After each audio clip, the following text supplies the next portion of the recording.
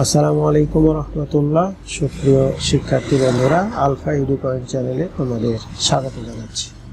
কেমন আছো তোমরা? ভালো নিশ্চয়ই। আলহামদুলিল্লাহ, আমিও ভালো আছি। আজ আমি তোমাদের ষষ্ঠ শ্রেণীর গণিত বিষয়ে তোমাদের মূল বইয়ের 6 পৃষ্ঠা প্রথম অধ্যায়ের অনুশীলনী 1.1-এর অঙ্কগুলো সমাধান করে দেখানোর চেষ্টা করব ইনশাল্লাহ। এর পূর্বের ভিডিওতে আমি 5 পর্যন্ত অঙ্কগুলো সমাধান করে দেখিয়েছিলাম। আশা করছি তোমরা সেই ভিডিওগুলো দেখেছো এবং অঙ্কগুলো বুঝতে পেরেছো। আর যারা নতুন তারা আমার চ্যানেল থেকে পূর্বের ভিডিওগুলো দেখে আসতে পারো, তাহলে তোমাদের জন্য বুঝতে সুবিধা হবে। আর নিয়মিত ভিডিও পেতে আমার চ্যানেলটি সাবস্ক্রাইব করে বেল আইকনটি অন রাখতে পারো, তাহলে যখন আমি নতুন কোনো ভিডিও আপলোড দিব তখন তুমি এর নোটিফিকেশান পেয়ে যাবে। আর যারা অলরেডি সাবস্ক্রাইব করেছো তাদেরকে অসংখ্য ধন্যবাদ। প্রিয় শিক্ষার্থী বন্ধুরা, আজকে আমরা 6 এবং 7 দেখব ইনশাআল্লাহ। তাইলে আমাদের অনুশীলনী 1.1 শেষ হয়ে যাবে। তো 6 নম্বরে দেখো, এখানে লেখা আছে যে 7 অঙ্ক বিশিষ্ট কোন বৃহত্তম সংখ্যা ও ক্ষুদ্রতম সংখ্যার প্রথমে 7 এবং শেষে 6 আছে। এমন একটা সংখ্যা আমাদের লিখে দেখাতে হবে যেই সংখ্যাটা বৃহত্তম কিন্তু প্রথমে 7 এবং শেষে 6 থাকবে। তো আমরা এখানে লিখব কিভাবে? আমরা লিখব যে নির্ণয় বৃহত্তম সংখ্যা। আচ্ছা, তো বৃহত্তম সংখ্যা আমরা কি জানি যে বৃহত্তম সংখ্যা যত অঙ্কের বলবে ততগুলো নয়। মনে করো এখানে বলছে কি 7 অঙ্ক বিশিষ্ট, তাহলে ধরো আমরা 7টা 9 দিয়ে দিলাম। এই 7টা 9 দিয়ে দিলাম, 1 2 3 4 5 6 7, এই 7টা 9 দিয়ে দিলাম। কিন্তু কি বলা হচ্ছে, 7 অঙ্ক বিশিষ্ট কোন বৃহত্তম সংখ্যা প্রথমে 7, তাহলে প্রথমে আমরা দিব কি 7, শেষে আমরা দিব কি 6। এই হয়ে গেল সংখ্যাটা। অর্থাৎ এখানে 7 অঙ্ক বিশিষ্ট কোনো বৃহত্তম ও ক্ষুদ্রতম সংখ্যার প্রথমে 7 শেষে 6 আছে। তাহলে বৃহত্তম সংখ্যা দেখো এইখানে, এটা বৃহত্তম সংখ্যা, প্রথমে 7 এবং শেষে 6 আছে। এখন এরপরে আমরা ক্ষুদ্রতম সংখ্যাটা নির্ণয় করি। তো ক্ষুদ্রতম সংখ্যা যদি নির্ণয় করি তাহলে দেখো যে লিখবো যে নির্ণয় ক্ষুদ্রতম সংখ্যা। আচ্ছা, ক্ষুদ্রতম সংখ্যা সমান আমরা কি জানি? একটায় 1 দিয়ে যত অঙ্ক বলছে তার একটা কম শূন্য, অর্থাৎ 6টা শূন্য একটা 1 দিলে কি হয়? ক্ষুদ্রতম সংখ্যা হয়। তাহলে ক্ষুদ্রতম সংখ্যা কি বলছে? শেষে 6 থাকবে আর প্রথমে কি থাকবে? 7 থাকবে। তাহলে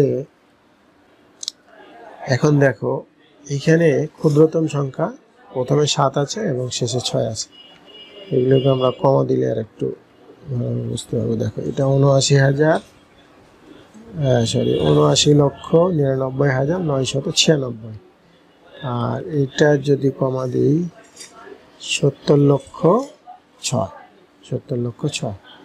এটা 6 নং অঙ্কের উত্তর। আচ্ছা, এরপরে আমরা দেখব 7 নাম্বার। 7 নম্বরে কি বলছে দেখো, 7 নম্বরে বলছে যে এই অঙ্কগুলোকে বিপরীতভাবে সাজালে যে সংখ্যা হয় তা কথায় প্রকাশ করো। তাহলে কি আছে? সংখ্যাটা আগে আমরা লিখি, 7 3 4 5 5। এই সংখ্যাটিকে বিপরীতভাবে সাজালে পাই। বিপরীতভাবে সাজালে পাই, তাহলে বিপরীত মানে কি? উল্টা দিক থেকে। তাহলে আমরা দিব কি 5 5 4 3 7। দেখো এখানে একটা মজার বিষয় আছে, 4 কিন্তু যেদিক থেকেই তুমি সাজাও 4 কিন্তু মধ্যখানেই থাকবে। দেখো 4 মধ্যখানে আছে। তাহলে এটাকে যদি আমরা কমা দিয়ে নিই, এখানে এই একটা কমা, অর্থাৎ এখানে ছিল 73,455, সংখ্যাটা হয়ে গেল 55,455। 37। তো এই সংখ্যাটাকে আবার কথায় লিখতে বলছে, সংখ্যাটাকে আবার কথায় লিখতে বলছে, তাহলে আমরা কথায় লিখে দেব। কথায় যদি লিখি তাহলে লিখব 55,437, 55,437, এটি 7 নং অঙ্কের উত্তর। তো প্রিয় শিক্ষার্থী বন্ধুরা, আমি বেশ কিছু ভিডিওর মাধ্যমে তোমাদের এই